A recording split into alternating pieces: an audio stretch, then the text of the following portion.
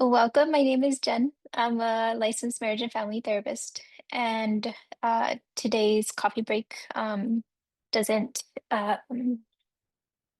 replace therapy, but it is information for you to have to build awareness, to build coping skills. If you are in need of, like I said, we do offer many services. Feel free to go over to ICO's website. So it's icowellness.com, and you can find all the information that you need there.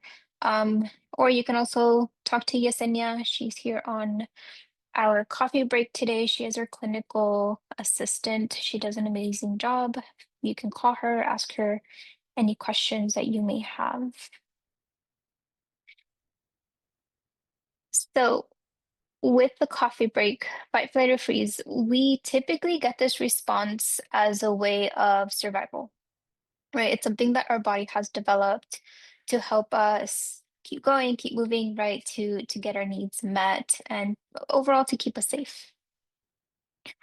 Um, I am a visual learner, so I will share some visuals as soon as I can find them on my screen. Fight, flight, or freeze does come from our nervous system, right? And so our nervous system is made up of two different, let's say, branches, right? So I'll show you here. So these right here.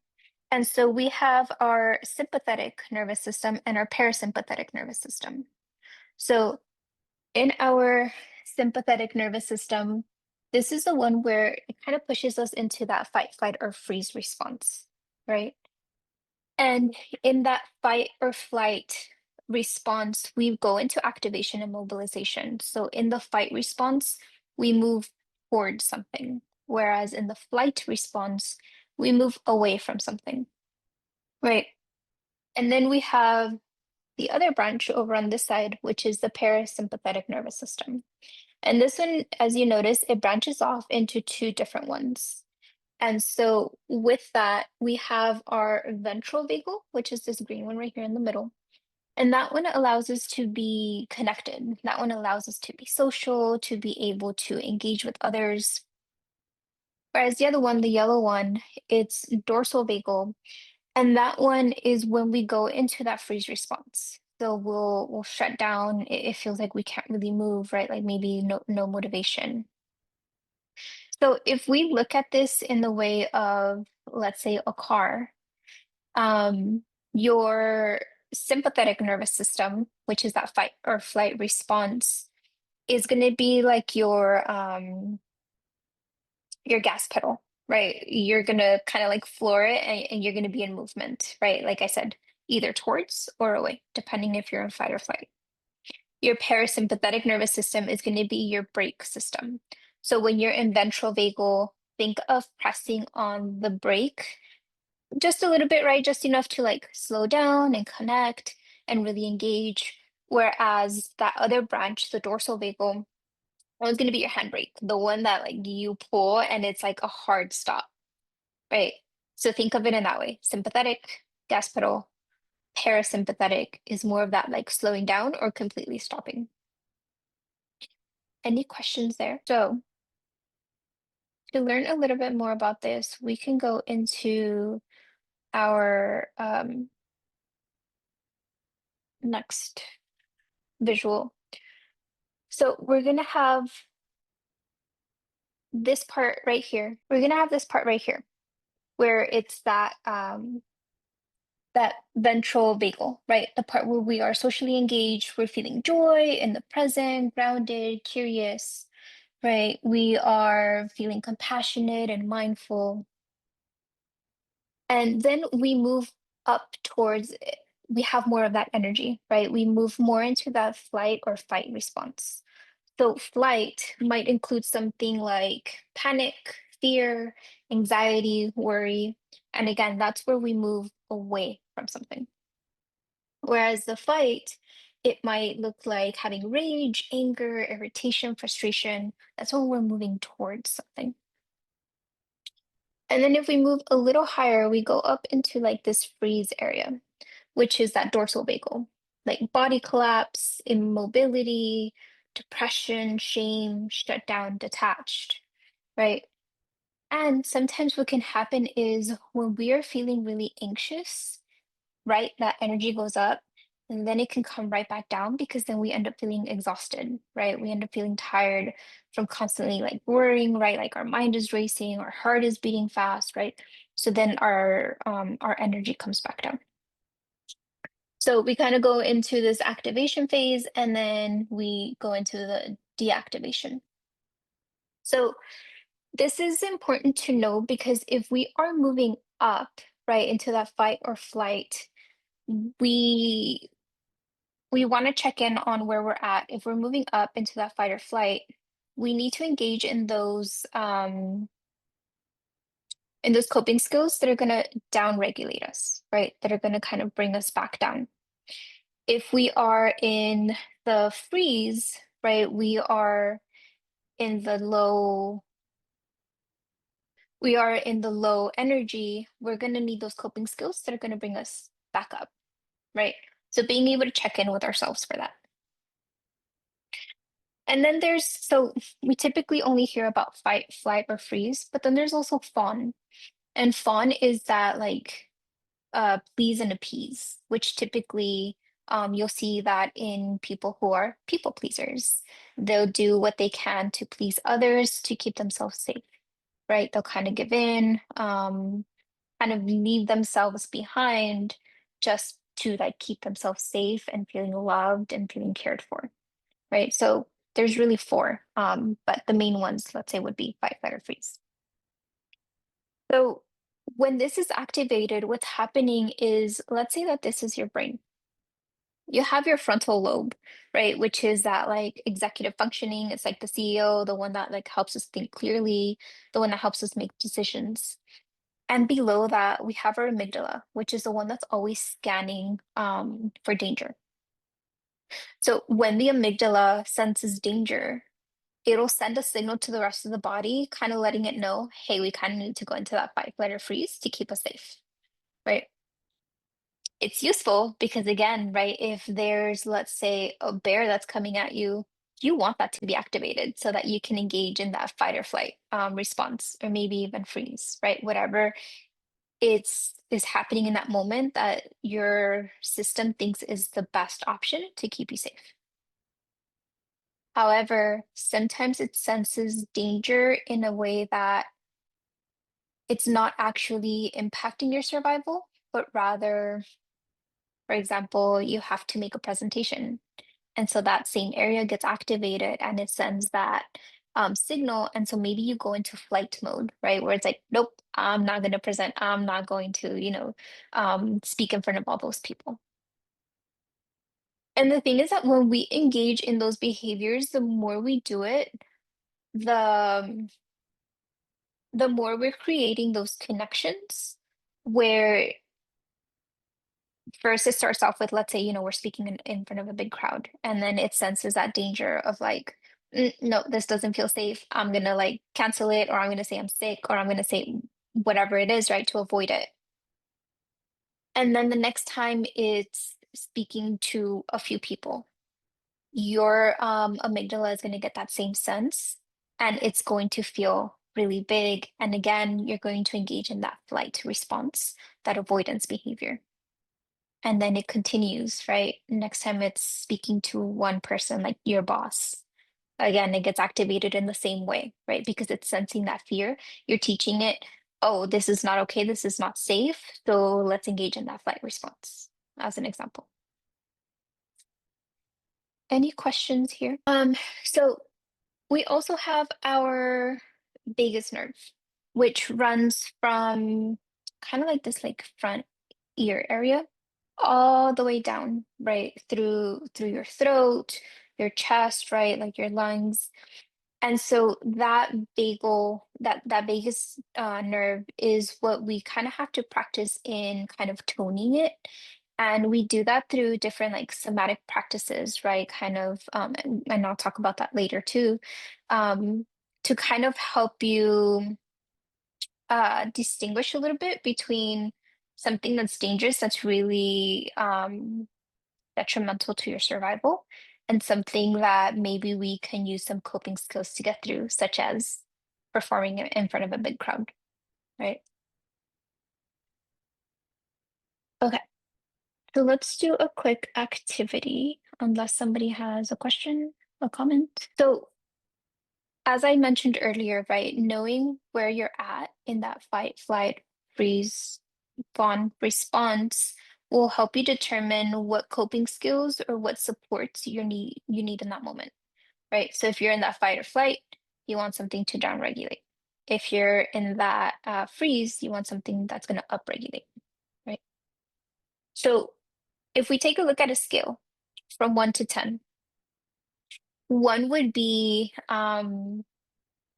where you're not connected, right? If we're taking a look at our body, this can look something like no motivation, right? Not really wanting to move, isolating. Down the middle would be 5, feeling okay, feeling more regulated. And then a 10 would be just like really fidgety, right? Like not able to stay still. Your body just has a lot of energy. I invite you to check in with yourself right now. From a 1 to 10, where are you? Are you more on the 1 side or are you more on the 10 side? Or are you somewhere down the middle? And if you're able to, maybe sharing that in the chat. 3 to 4. Okay. Kind of close to the middle. A 6, 6.5, and a 7. So if you're closer to that 1, you want to upregulate, right? If you're closer to that 10, you want to downregulate. If you're in the middle, maybe you're already engaging in some of those things that do help you kind of stay in that middle area, right? Maybe you are connecting with community. Maybe, it's 6 o'clock, you're winding down from your day. Maybe like the stressful moments were earlier in the day, right? So you can use this skill throughout the day to kind of check in with where you're at as far as your body goes, right? So now using that same skill, we're going to focus on more of like the top part of our body, right? More of our head. So a 1 would be again feeling disconnected, feeling kind of spacey, not really being able to concentrate. A 5, again, right? You're a little bit more, you're able to engage, you're able to have conversations, you're able to think clearly, you're able to focus. A 10, it's where your mind is racing, you have so many things and you're like, I don't know what to do, right? Like there's just so much going on in your head. You're thinking about all the to-do lists and things like that.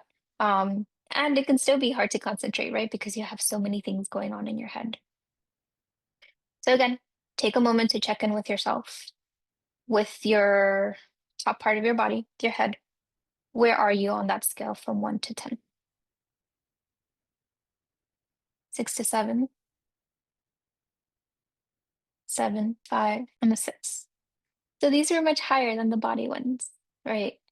And sometimes that will happen when we are so used to being in our head, right? Because it's a little easier to identify, oh yeah, like my mind is racing or I zoned out and I'm not really connected, versus really being able to check in with our entire body, really being able to check in with um, the other parts that kind of keep us going, right? Our heart rate, our breath, right?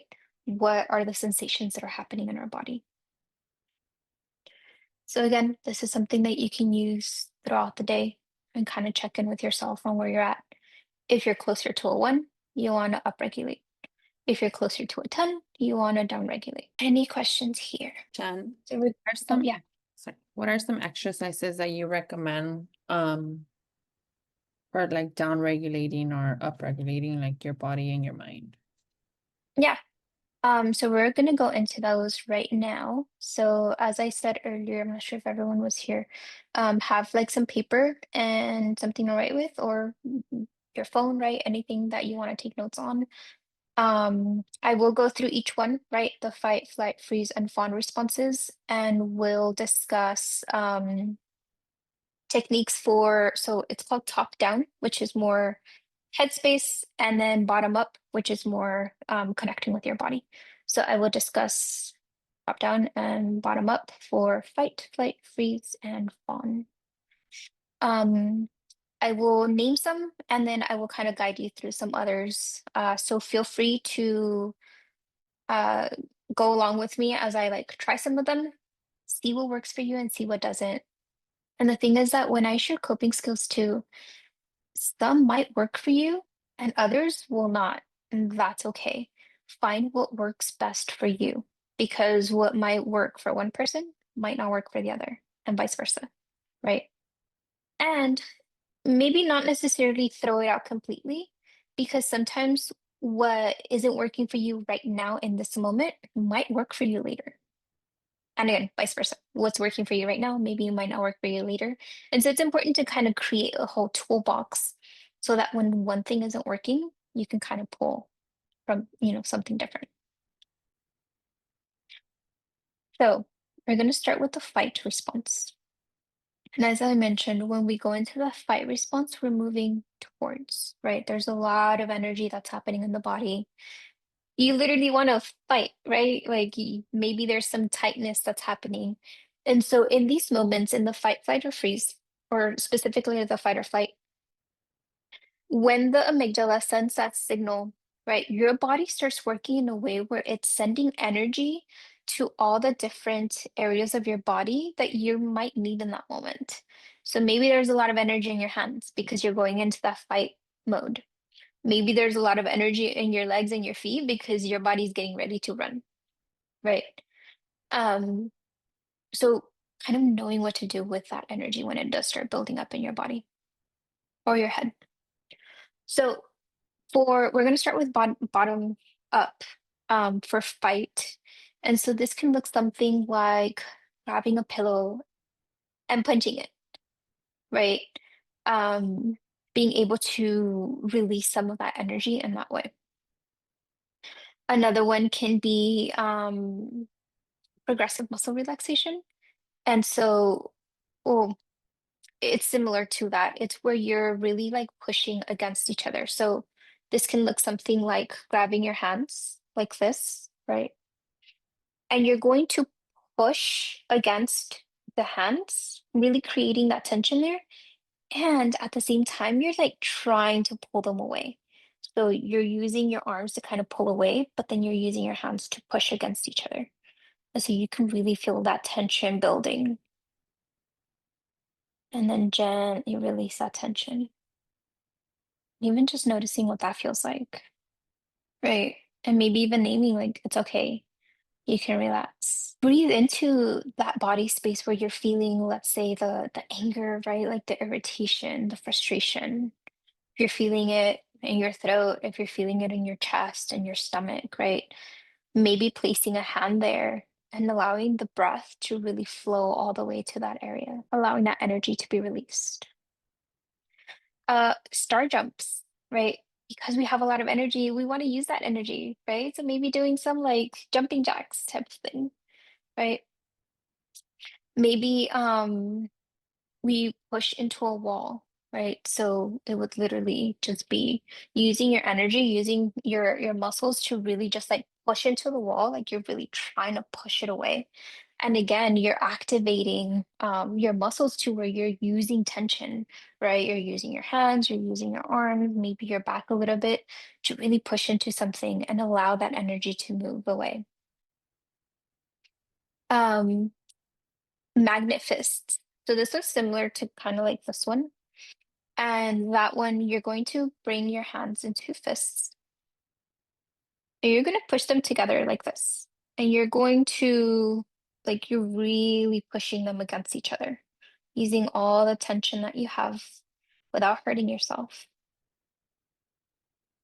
You're going to hold it for 7, 6, 5, 4, 3, 2, 1, and gently release that tension. And then stop trying to just like pull them apart.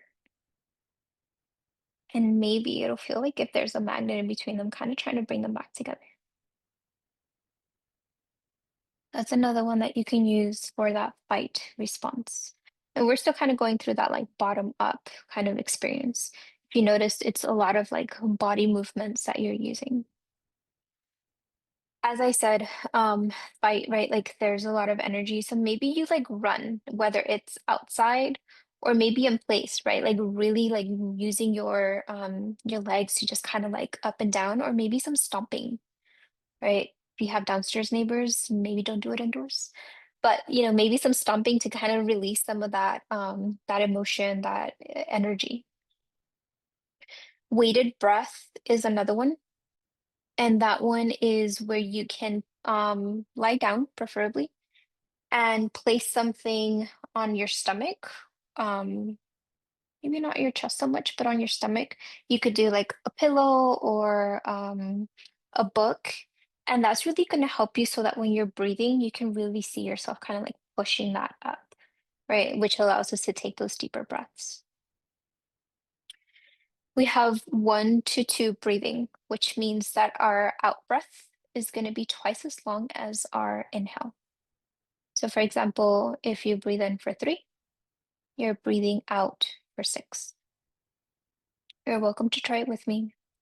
You're going to take an inhale through the nose for 3, 2, 1. Exhale through the mouth. 6, 5, 4, 3, 2, 1. Inhale. 3, 2, 1. Exhale. 6, 5, 4, 3, 2, 1. Inhale. 2, 1. Exhale. 5, 4, 3, 2, 1. Bringing your breath back to its natural rhythm. And so when we make our exhales longer than our inhales, we're allowing our heart rate to slow down a little bit. Because again, right, when the amygdala sends that signal, as I said, it's really pushing all that energy, all that blood flow to the areas of your body that it's going to need. And it's also increasing your heart rate. Any questions here? Are there any that you maybe didn't capture, you want me to repeat? Doing some exercise, right? Like really engaging and using that energy to kind of like bring it out, right? Maybe some what do you call it? Strength training, right? Because you're like pushing, right? Like you're doing like those, you're working out your muscles and you're releasing a lot of that energy. Going on a run. Any other questions? At any point, I'm going too fast. Please let me know. I can slow down. So moving on to top down, and we're still in that fight response. And even some of the tools that I named, like, for example, right now, the ones that I named, it's not just for fight, right? Sometimes they can be interchangeable and they can be used for flight or freeze. As I said, try out what works for you in that moment. So top down, name and allow. Name what's happening for you. I'm feeling angry, feeling frustrated, I'm feeling irritable, right? Sometimes being able to kind of connect back to ourselves in that way of being able to name, oh, yeah, I am having that emotion, and then allowing it to be. I saw a study that says that our emotions really only last 90 seconds. Being able to just name it and allowing it to be there, being able to provide yourself with some validation. It makes sense I feel this way, right? Of course I feel angry. Of course, I feel frustrated with our political climate right now. Of course, I feel angry. It makes sense that I'm not feeling safe. Check in with your boundaries. Are they being crossed? Are they being pushed? It makes sense that you would feel angry or frustrated if those boundaries are not being respected. So check in with your boundaries. Do I need to uphold them a little more? Do I need to communicate them? Do I need to maybe just walk away from the situation right now because it is not feeling good? Journaling, right? Writing it out, especially when our mind is feeling like there's just so many things that we're thinking about, right? Like all the to-dos and like maybe reflecting back on like, did I say that one thing? And like, that's making me angry, right? Write it all down. Almost like imagine like you're transferring everything that's here down on paper. right? Kind of like a download. Use it as a brain dump to write anything and everything. And I know that when I say journaling, often people can think like there's one specific way to do it, but again, it's whatever works for you, right? Is it jotting down just bullet points? Is it putting words on paper in different areas, right? And it's not linear. Is it maybe just using one color and just coloring that page in? Is it a paragraph? Doing what works best for you. And then also problem solving, right? Kind of looking for those like solutions in that moment. Those are some of the tools for fight. Any questions before I move on to flight? Were there any from fight that stood out to you? That you think, oh yeah, maybe this might work for me. All of the top down. Yeah, sometimes we can do like the logical part of it first, and then maybe afterwards, right, connect with the rest of our body. And sometimes it's the other way around, where we need to kind of connect with our body first, and then we can kind of think clearly, right? So when the amygdala gets turned on, right, our lid, so our frontal lobe kind of gets flipped to where it's like the Wi-Fi goes off, right? And you're not necessarily able to think all that clearly.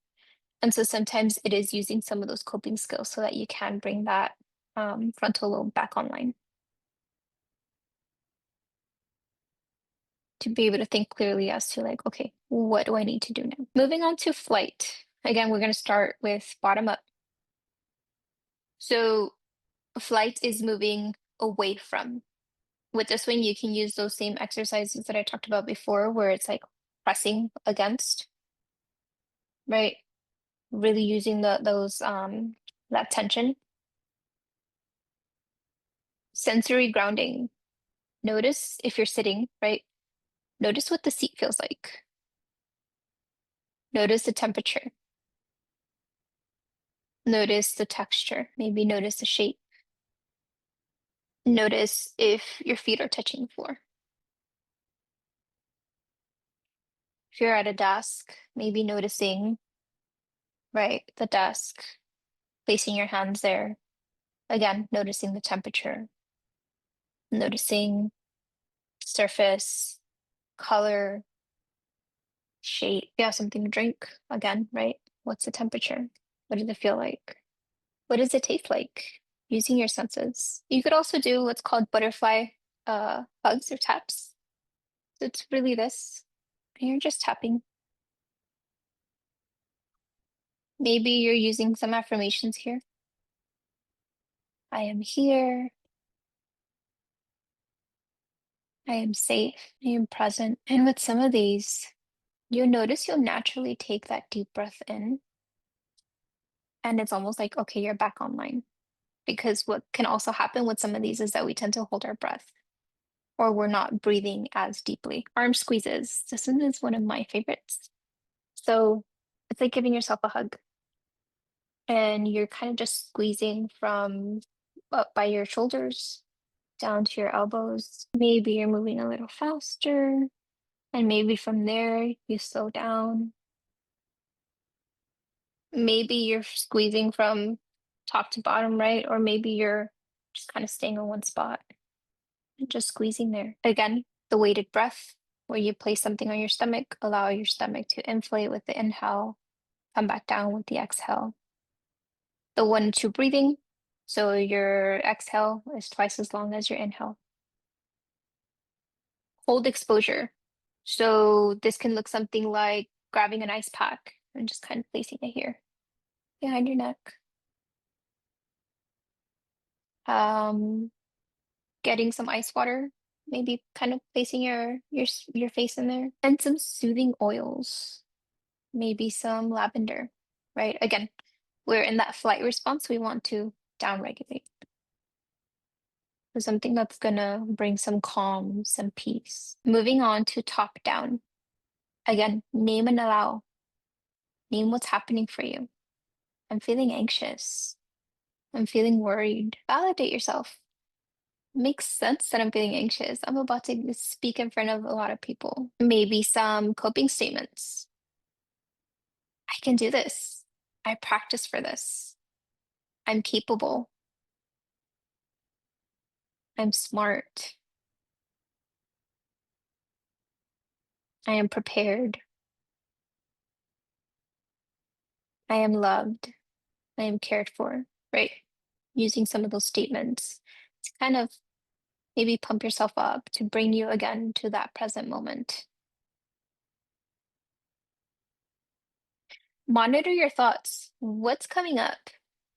If you're trying to avoid, let's say, that presentation, what are the thoughts that are coming up?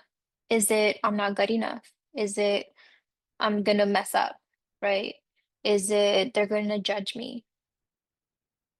Really monitor what is happening in your thoughts because that's what's also going to impact how you're feeling and then how you behave, right? The response that you kind of have. Again, journal, write it all out. What are you experiencing? What are you feeling? What are you thinking? That was the flight response tools. Any questions and any that stood out to you? To me, the exercises with the ones that you were using where you put your hands together, that it kind of it's like a magnet. Oh, this one. Yeah. Hmm. Yeah, I never knew the power of that. Like just the tension that it releases. Hmm. Really, really good. And this one's actually something that can also be used with kids, right? Because of the whole like, oh, like there's magnet in your fist. And so like creating that pressure. Maybe when they're feeling angry too, right? And then like releasing it and then slowly moving it away and then kind of like having that feeling of them trying to come back together. Yeah, it's awesome. I did it. I'm like, oh, I didn't know how much power that has just throughout your whole body, just in general. Like I felt it. Hmm. Yeah, I'm glad it worked. Essential oils are very helpful.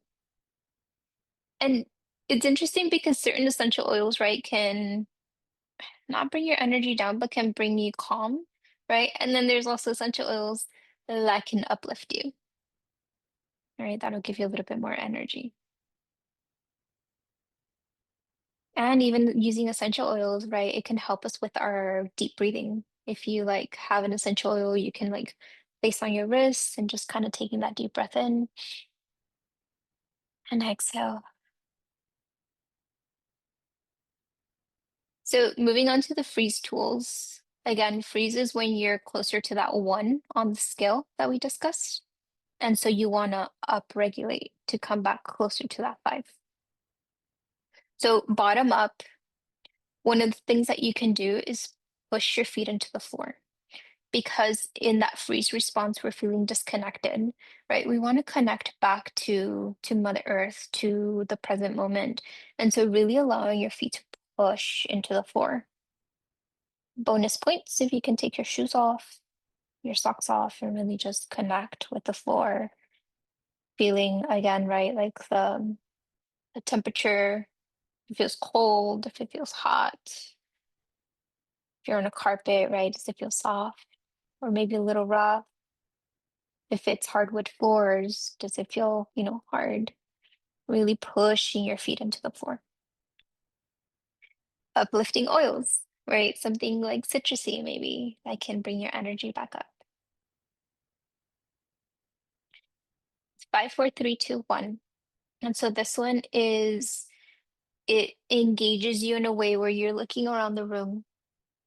And so you are doing 5 things that you can see, 4 things that you can touch, 3 things that you can hear, 2 things that you can smell, and then 1 thing that you can taste.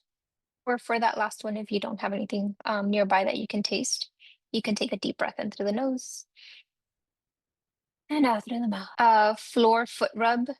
So same thing, just kind of allowing your foot to kind of move around a little bit, really like extending it out, really feeling your toes in there, right? The back of the heel, right? The middle part of your foot. Check in with your posture, right? When we're not feeling really connected or we're feeling just like really low energy and motivation, sometimes we're slumped, right? So maybe check in with your posture. Allow yourself to come up. Imagine there's a string at the top of your head pulling you straight up. to keep your back extended. Again, belly breathing or weighted breath. Maybe you need to relocate to a space that does feel safe, right? Maybe it's going outside, maybe it's going to a friend's house, right? Maybe it's going to a different part of your house, right? If you are in the bedroom, maybe it's going out to the living room, right? You don't necessarily have to go far if you don't need to. Again, butterfly hugs or tapping. And with this one, so with the other one, we went a little slower, right? But with this one, maybe you want to really like kind of wake up your arms, right? Like wake up your body, right? Kind of bring in that energy, right? Tapping your arms, maybe you're tapping your legs, right? Almost like, hello, wake up, we're here. We're trying to build in that energy. And even just doing that, my heart starts, to pump a little faster. And so again, right, like what we're trying to do is upregulate, bring in a little bit more of that energy. Stomping your feet, right? Again, it's going to get your heart moving. And then shake it out, right? Again, it's like waking up your body. Shake out your hands, shake out your feet, your arms, your legs, really shake out your whole body. And then moving on to top down, name and allow, coping statements, focusing your attention on something, right? Because again, if we're feeling disconnected, we're feeling spacey, we're like zoning out, maybe bringing your attention to something like writing things down, right? Maybe you text someone that you feel safe with. Maybe you call someone. Maybe you go visit someone. Those are some of the tools for the freeze response. Any questions there? Any that stood out to you? 5, 4, 3, 2, 1. Yeah. And with the 5, 4, 3, 2, 1, we're in that freeze response where it's like, if I don't move, I'll be safe, right? And so with the 5, 4, 3, 2, 1, it engages our part of our vagus nerve, right? To move because you're looking around, right? You're looking around for things to name, right? Things you can see, things you can touch, and whatnot. And in moving this area here, it's like you're starting to tell your body, hey, it's okay. We can move, right? We are safe. We don't have to freeze in this moment. So moving on to fawn. Again, fawn is that please or appease, where you kind of just like give in, put others before you, like people pleasing. So trying different breathing techniques, right? Doing some boundary work. What are the boundaries that need to be set? Connecting with safe people, being able to identify your own needs because we're constantly focusing on others and kind of putting ourselves off to the side. We need to kind of bring ourselves into the picture too. What are our needs? Meeting and asserting our needs. So not only identifying them, but actually putting them to play. People pleasing work, going to therapy, recognizing your own emotions from that of others. Sometimes we can take on other people's emotions as our own. So this can take a lot of work and a lot of practice in being able to identify what's mine and what's yours, right? Inner child and reparenting work. Again, this can be done with a professional, with a therapist, with a coach. Learning to sit with your own emotions.